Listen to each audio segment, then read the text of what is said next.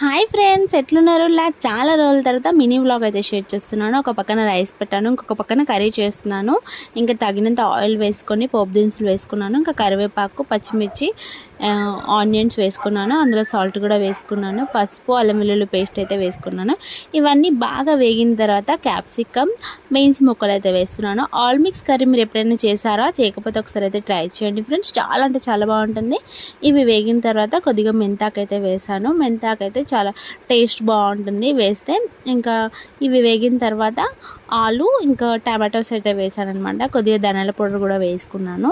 ఇంకా ఇవన్నీ మంచిగా వేగడం కోసం అయితే నేను ప్లేట్ పెట్టేసి ప్లేట్లో వాటర్ అయితే పోస్తున్నాను.